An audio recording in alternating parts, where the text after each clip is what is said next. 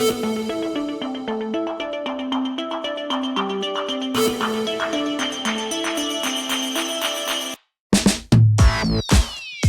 Jay. I'm Derek. And I'm Ian. And this is a very special episode of Life Goes On. Remember that show? Yeah, right? Life goes on. That's No. We are here with our review of Spider-Man Brand New Day. And here's how it's going to go. Couple minutes, we're just going to give you an overview. Spider-Man. Not a huge spoilery episode, but when we give you the warning, if you have not seen the film, turn this off, run to the theater, go see the movie, come right back, sit down, and watch this review because I think you'll like it. So, gentlemen, let's get right into it. This is the fourth Tom Holland Spider-Man helmed movie. It is now post-blip, and we have a lot of time between when Ned and MJ forgot about our hero Peter Parker, and now he's just a crime-fighting spider. And I think that is the perfect way to see Spider-Man, as the ground level fighting crime Spider-Man. That is my favorite version of Spider-Man. It reminds me of the Spider-Man I saw most often. It's like when I was a kid growing up, the cartoon that I watched Spider-Man or the comics I'd read, he's always an adult. Like, he works at the Daily Bugle and he has a girlfriend named MJ. Like, there are all these things about him. Like, he's an adult in New York City who's navigating everything. He wasn't always like a young kid. I feel like I read those comics later, but like most of the stuff I saw in the 90s, he was all like adult Peter Parker. And that's what we got with this one. Yeah. Yeah. And it came from the, high school age Spider-Man. We had that for 3 years. And now we had a gap, and then now we have adult Spider-Man. But some of those things are missing, right? We'll talk about that in the spoilery review. But that's my biggest positive, is that this is the Spider-Man I've been waiting to see. Crime fighter, in this case, Aunt May, but, his guardians are gone. He has that lesson: with great power comes great responsibility, and he's fighting crime. That's the Spider-Man I love to see. And that was my favorite part of this movie. Yeah. Yeah, that was awesome to witness, is that he's a confident Spider-Man who, Spider-Manning at 100%. Instead of like a Spider-Man who's just kind of learning the ropes. Because we get a lot of superhero movies where they're just learning their powers, so they're just starting off. Yeah. So that was cool to see him like at maximum capacity. Right. And it was also interesting. I do think there was some matriculation, right? There's this, he's growing up. He's, they're now post college. They're graduating from MIT. They're trying to find themselves, all of them, Ned, Spidey, Peter, and MJ, right? She's looking for a job post college, right? They're trying to get their footing, and he's trying to actually now deal with his powers growing, right? That's a big theme in the movie too, right? So yeah, he is very confident, right? I mean, he's had all these mentors, right? He's had Tony's gone, Aunt May is gone. He's had all these things. He is very much confident. And he has to now deal with the challenges of life, and sort of he goes back to the lessons that he's been taught all along, but he has to have the confidence to overcome them and have the grit and the mental fortitude to learn how to deal with them as an adult in a lot of ways, which I think is really, if you think about it, we've seen so many themes of fatherhood in Marvel, but this is different. This is actually someone that has confidence instilled in themselves, right? And is going through life, a little bit on their own. He kind of rediscovers the relationship with his friends and things. But you're right. It is really amazing to see he has these other connections, and as an adult, I think this is something we can echo off of, right? Yep. How do you find friends? Right? How do you do those things? I would say sit next to him in a movie theater, right? He now has to learn how to work with Frank, and rediscovers a relationship with MJ and Ned, and other things that we'll talk about in this movie too, right? I personally really loved the relationships in this movie, whether it was they're great. The Punisher and Spidey, or it was even Spidey and there's one of the new Avengers, and even MJ and Punisher had this really kind of fun rapport, right? Where they kind of broke Peter out of his shell a little bit and gave him this confidence that I really loved. And I thought, of the Marvel franchises, this one has always been so consistently good, and really, I thought, there's a character in the movie that says, there are things that are small potatoes, and you could think of those as the small street level stuff. Spider-Man branched all of the potatoes, right? The whole potato crop. You touch things in Avengers, you touch things at the street, Daredevil, Punisher level with this, and even, expanded to, we'll call it spoilers later, to entities that Marvel hasn't really touched upon since Deadpool, right? Yep. So I really loved, I don't know if it was the best Spider-Man movie, but this was definitely a big win for Marvel Studios, in my opinion. In a time I think where they needed one. Yeah, in a time where they needed one. There's been a lot of superhero fatigue, and I'll get into this when we do the spoiler thing, is the difference between a superhero movie and a comic book movie. So, Ian, your highlight, please, my good sir. My highlight in this, I think, is that I loved this movie a lot. And I think my highlight will get a little spoilery, so we could cover more of it later. But I thought, actually, no, it won't get spoilery. Because I was going to say the pairings of characters in this are really interesting about his development. And each of these little characters brings out a different part of him as a character. I thought that was really awesome. But I don't want to spoil who they are and why they bring that out in him yet.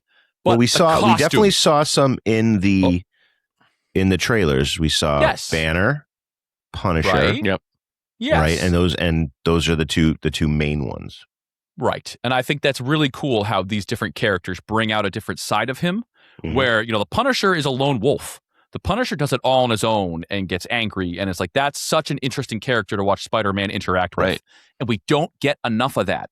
We have like 1,000 Marvel characters, and then they're kind of thrown in there like, little ice cream on the top of something. They're just like, there's not enough substance to it, where this was great. And Banner and how he played off of Peter and what he's thinking and evolution and so awesome. Yeah. But I was going to say my highlight was the costume. Oh, so because good. This costume in particular, you can see it in the trailer, it's a hybrid. So now I was so afraid that this movie would not be as good as No Way Home. When they had 3 Spider-Men, and it blew our minds, and like pretty much a Sinister Six movie too. It's like we got a rogues gallery of villains fighting 3 Spider-Men from all these different generations. Man, that movie was insane. I was like, I love that. What do you do after that? Yeah. And this is the 4th movie, like the 4th in a string of movies. That's a tough one to do. And I thought it did it so well. Yeah. And so the costume is a combination, since he met Andrew Garfield, and he met Tobey Maguire, that his new outfit in this one, I think, is the most comic accurate, looks the most like I've seen Spider-Man on the page. Yep. He has the raised webbing, but like the red and the blue values, and like it wasn't super textured. And Did you notice too that very fabricy? It was. You could see it ripple. Oh, in the wind. It felt so real. You could see his eyes through his lenses. Yes. And I thought that was such a cool touch. Yep. Tactile. It felt really real. And I thought the suit, I've always loved the Spider-Man suits and seeing the innovations they have. Right. Because, then I went, well, that's a spoiler. So I'll talk later about stuff. But I think Marvel has had a history of being afraid to do the comic costumes. They've gone with black leather, or gone like, oh, that looks too weird on screen. We can't do that. So just to see Marvel now in this generation really embracing these costumes that totally capture the comic book vibe, awesome. Yeah. So good. Well, we are 9 minutes and some odd seconds in. So I think it's time to drop the big spoiler warning. So if you're watching this and have not seen this film, first off, what's wrong with you? Go see it. Yeah. I right saw now. it twice. Go see it. Get out. Oh, yeah. Yeah. Yeah, I got to see it It's again, definitely too. worth seeing in the movie theater. It's definitely one of the best Marvel movies. Definitely up there. I mean, I think it's like almost tied for No Way Home. Honestly, like it's so good. It's really good. I'll tell you why I think it's better than No Way Home in a certain context. But that is a spoiler. Spoilerville. Here we go. We are going to drop spoilers in 5, 4, 3, 2, 1. Wow. This film, bridging the gap between all the things about Marvel that I love. The Punisher. Mutants. Yes, mutants, because we see the first appearance of a Jean Grey, I would say an X-Man in this universe. I would say that Wolverine and Deadpool kind of like tangential to the story. This is in the MCU. Yeah, right. I almost feel like it was a half X-Men movie. Yes. Like there was so much X-Men in this, and themes of like suppressing mutant genes and I think Spider-Man was part of the X-Men at a few points. He joined the X-Men, he joined the Avengers. Fantastic Four, and it's so odd to see all these characters so separate from each other. That to see Hulk, Punisher, Jean Grey, all these characters together, that was so cool. Yeah. And a Scorpion, a live-action Scorpion, finally. I've always loved Scorpion. That was so awesome. Ramrod, Tombstone, right? Yeah, Boomerang. Those were kind of throwaway-ish. But it's in there, and that's awesome. So what I was saying before, a comic book movie. This was not a superhero movie. I feel like Homecoming, Far From Home, No Way Home, those are superhero movies. This was one of the first comic book movies I've seen in a long time, a real comic book movie. And I would say comparatively to Superman last year, that was a comic book movie. Right. And there is a difference between superhero movies and comic book movies. I think superhero movies give you that over the top, big action, trash ring in the sky, giant villain, Blue beam. Right? Blue beam goes to the sky, right? This was a comic book movie because the narrative was the big blue beam in the sky. It was the big trash ring that they had to break up, right? It was the narrative, and the character relationships. Oof, it was amazing. The fact that you have Spider-Man working in the city, and again, this is post Daredevil season 2, so the vigilante law is gone. Frank Castle's working out in the open. I mean, he's driving a van down the street, which having the battle van, I mean, like I was jumping up and down in my seat. That was cool. That was my favorite part. That was my spoilery favorite part of this film. It was a comic book film. All these characters, the narrative was driven by emotion, and when you read it on the page, you can feel it in your chest, right? You can feel the fact that Spidey is by himself, and now MJ and Ned are back in town, right? They were at MIT for 4 years. He was following them on TikTok. Now they're in town. Tough. Now they're right near him. Yeah. Right? What a cliffhanger to have in all those years. Right. That was a tough one to leave us on. That like they remember him and he doesn't tell them. Yeah. That was so hard to wait this whole time. That like this movie was supposed to be like catharsis for that. Right. Like, man, that was the last 30 seconds was. The last 30 seconds was. Oh yeah. Right. So my favorite part of this film was that we saw finally a comic book movie, right? And again, it's one of the first ones we've seen in a long time. I think the Batman in 2022, the one with Robert Pattinson, that was also a comic book movie, but in a different vein, right? This was your typical Marvel comic book movie. When I say Marvel, I mean the book, not the movie studio. This was a Marvel comic. The Batman was a DC graphic novel. Yeah, I know. I was just thinking like movie and film. It's like, so some of these Batmans get close to film, or like Christopher Nolan, I'd argue that those are films. Oh, they are films. Where it's like, it's secondary that it's like they are these amazingly crafted films by someone who's a filmmaker. Yes. And it's the Joker and Batman, but like, damn. But it's the Joker and Batman. So classy. Not in a comic book world, in our world.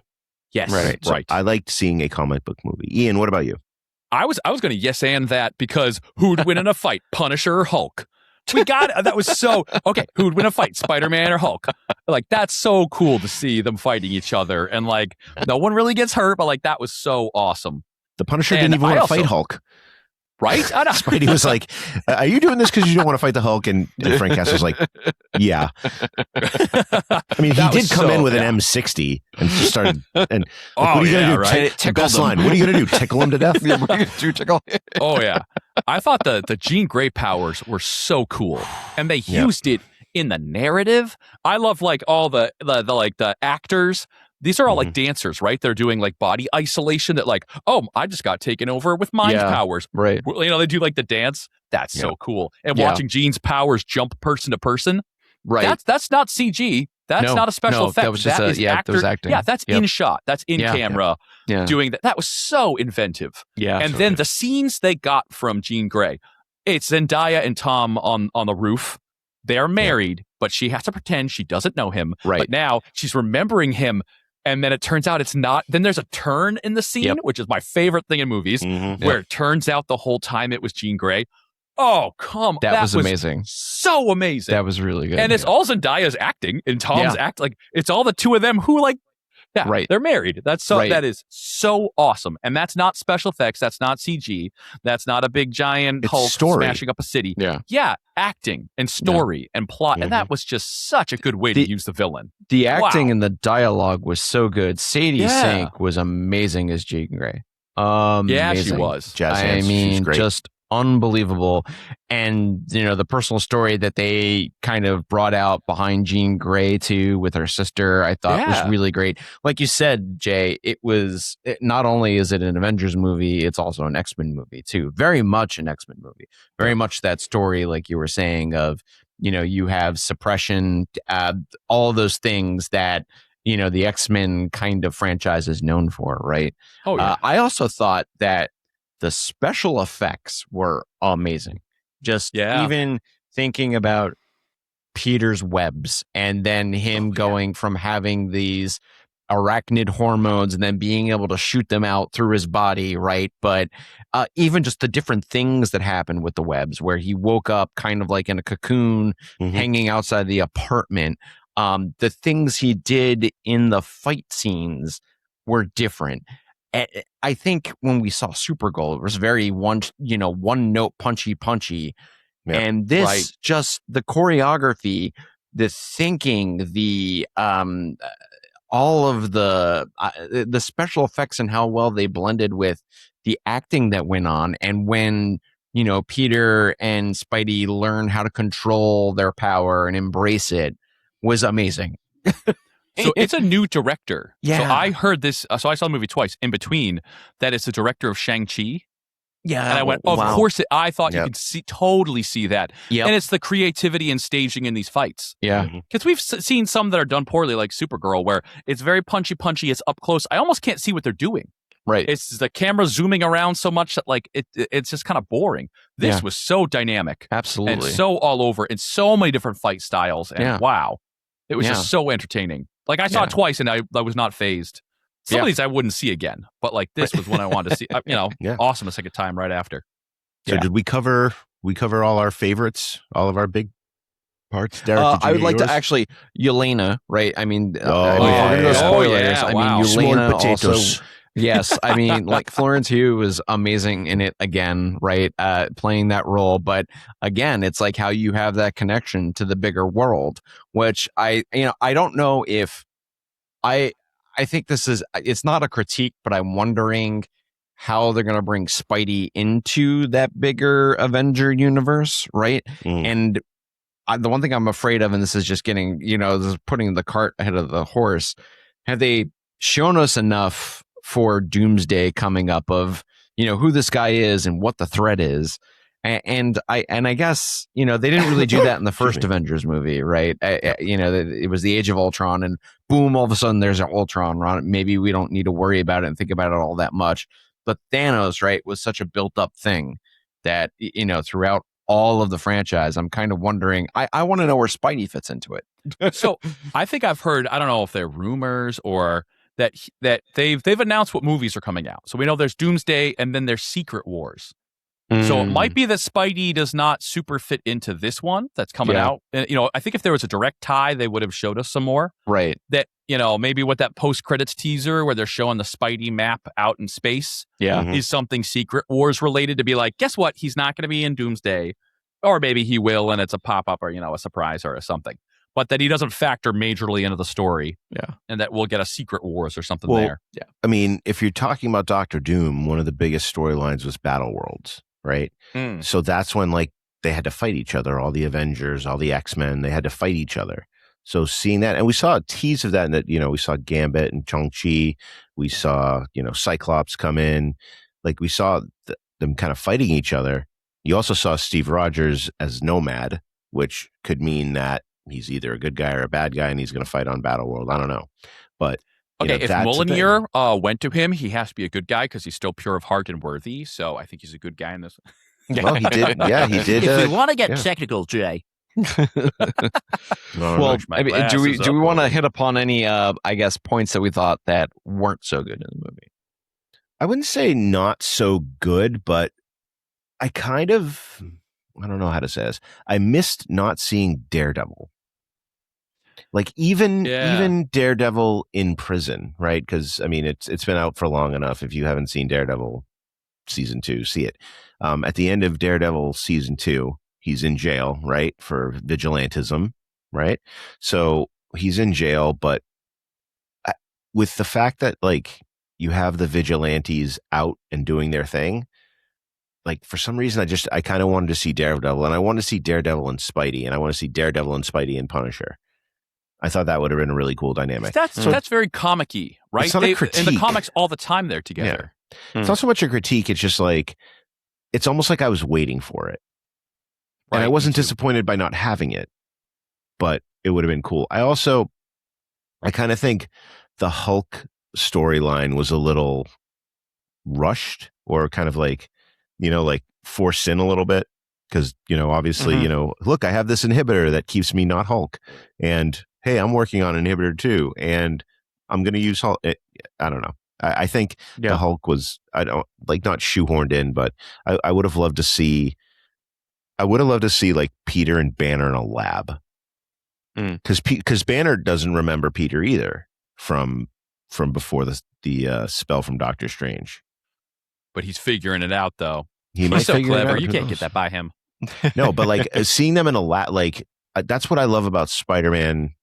When we had we had like Dr. Octavius and stuff in the Sam Raimi movies, like he had a relationship with these people. Like I would have loved to see like Peter Parker and Bruce Banner doing stuff, but that's splitting hairs. I mean, it's not a critique so much as like, hey, that would have been really cool. I wonder if this movie was overstuffed on purpose.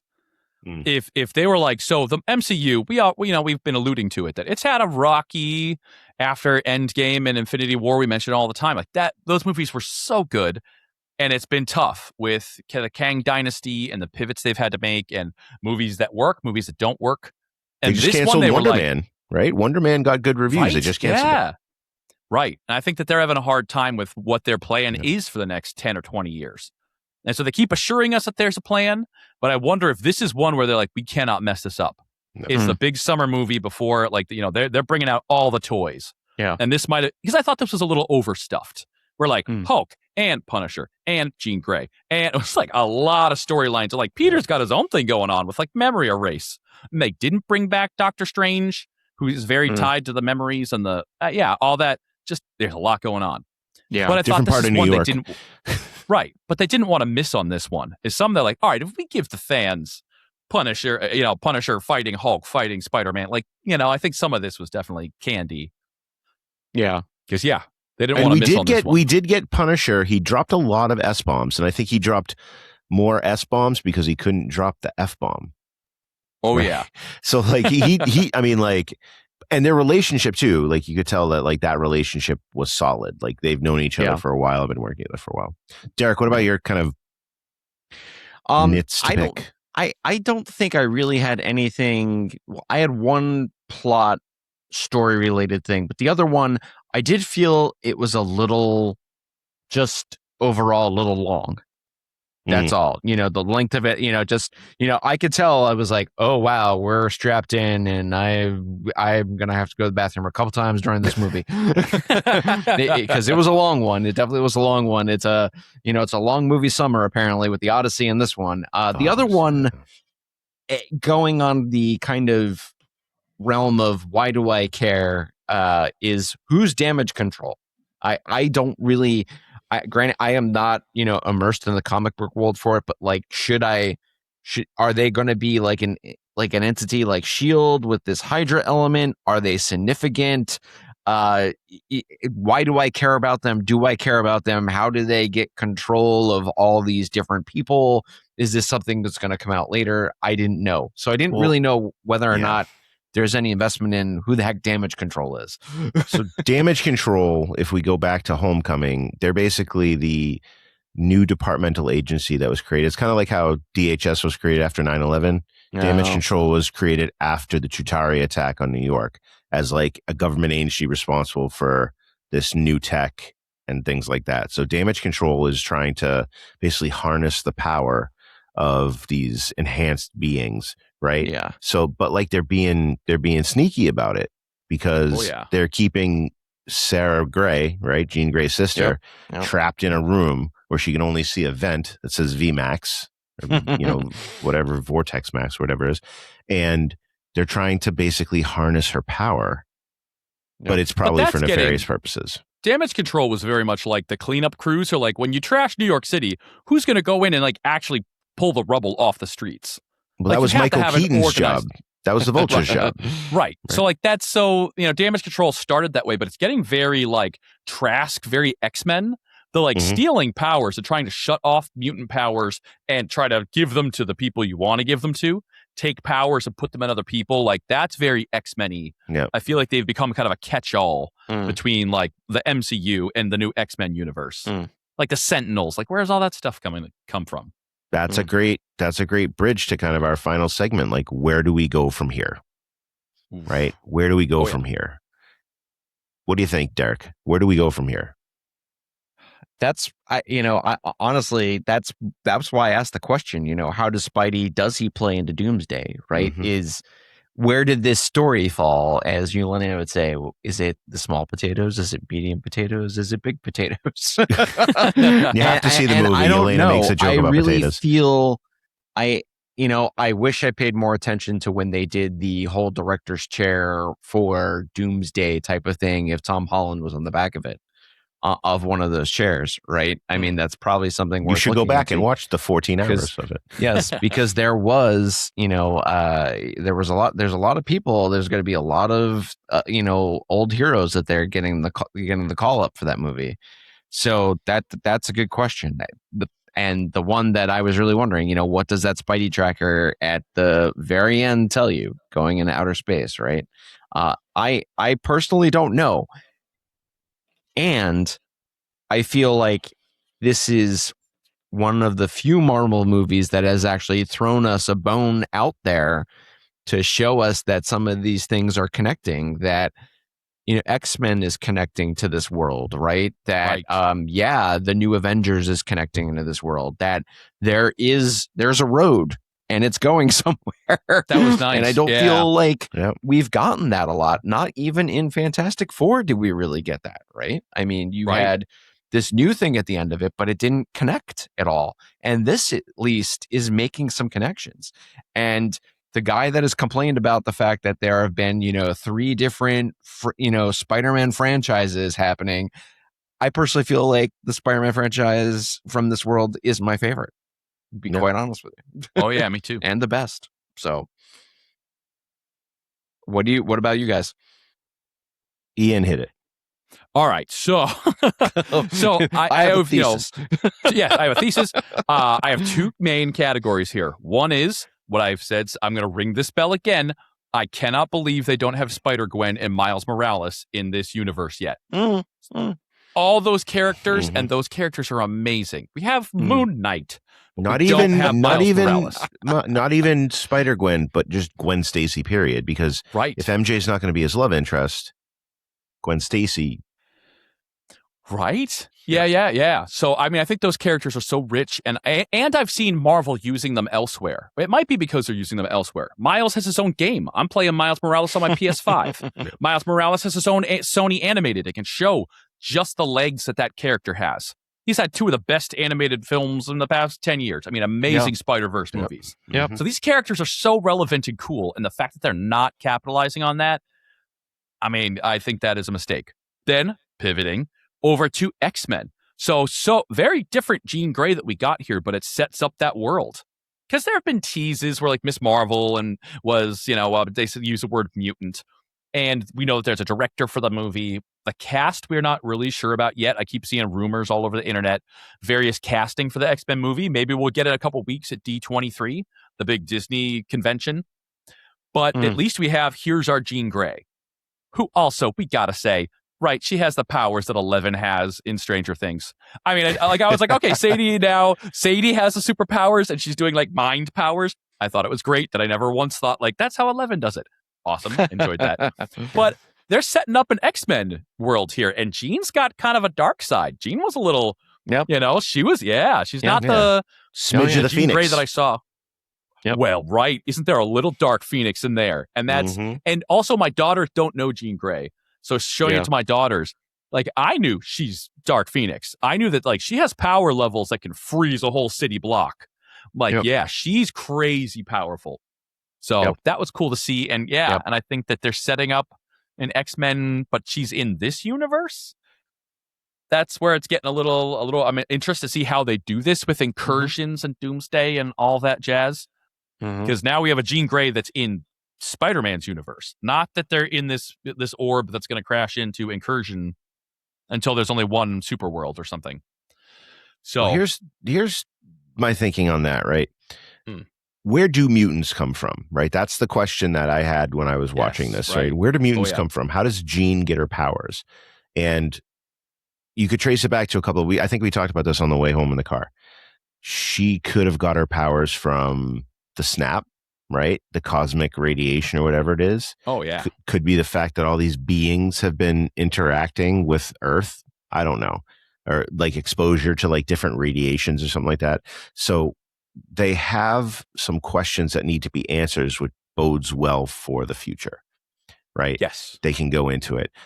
Mutation, it just, in the X-Men universe for the movies since 2000, it just happened. Mutants just happen. It's evolution. But I think in the MCU, like we're going to have some sort of like, this is where mutation came from, and that's going to play a role in the story. Also you see in kind of some of the teasing stuff, you see Sentinels in the Doomsday stuff. Like to see real, like not real Sentinels, but to see Sentinels designed the way they are in the books instead of like what we saw in Days of Futures Past, I think is going to be really great. I think that this movie laid the groundwork, albeit very small, for the X-Men franchise to go forward. And finally, I love Hugh Jackman. He's my Wolverine. He's always been my Wolverine. Now we have a new generation, right? We're going to see kind of maybe some of the final, I mean, I'd hate to be, dark, but, Patrick Stewart and Ian McKellen are not spring chickens anymore, right? No, to do these movies, right? It's a lot of stress. It's not Shakespeare in the Park. Absolutely. Right? No. It's a lot of stress, makeup, shooting, everything like that. And, we're going to need a new vessel for the X-Men. And I think this is starting it. Like, right, someone like Wolverine, you're like, no one could ever play him like Hugh Jackman. Like, I feel like that's something that people say. But instead, it's really interesting to see all the different takes. Is like we had James McAvoy and Michael Fassbender, and they did something right. So it's like to see a new generation get to interpret and modernize or do their take on it. That's so cool to see. And I love Hugh Jackman, but could you imagine Alan Richardson as Wolverine? Oh my goodness! I thought you were gonna say Alan Rickman. Alan Rickman. No. Rickman. Snick. Hey there, Bob. Can you imagine? I mean, could you imagine? Well, think about this. Growing up, who was our Superman? Yeah. Christopher Reeve. Yeah.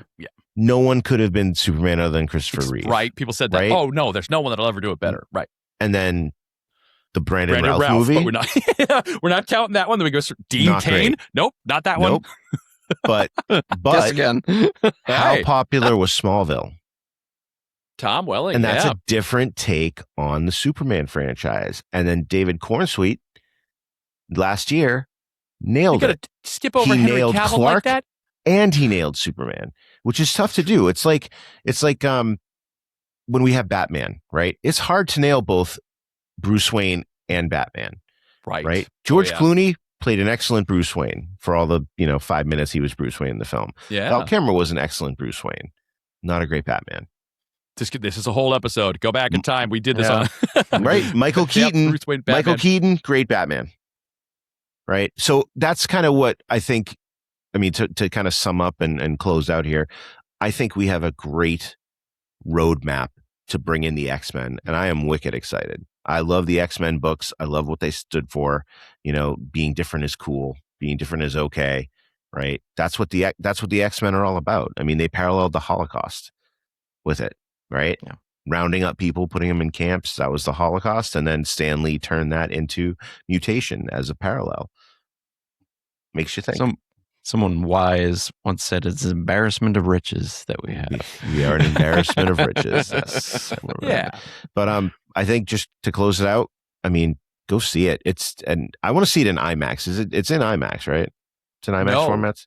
No, it's so not? my issue is Odyssey is on every single screen. Yeah. And when I was taking my daughters, it's like, do I do 3D or Dolby or just standard? Lasers. Right? Yeah. Is it on IMAX anywhere?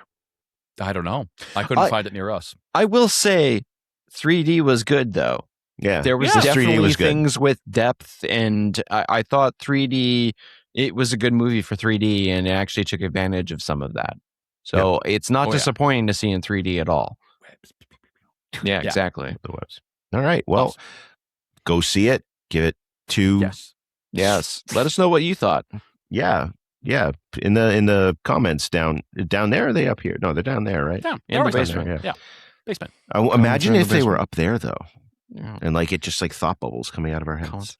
All right. Yeah. All right. Well, so just to wrap it up, it's been a while since we've recorded, right? Life finds a way to get in the way. But we got some really great episodes to close out season 3. I know we've been on a little hiatus, but we will be back with episodes coming soon. So please stay tuned. Social media, it's all down there in the comments and in the bio. And for the 3-dimensional dads, I'm Jay. I'm Derek. And I'm Ian.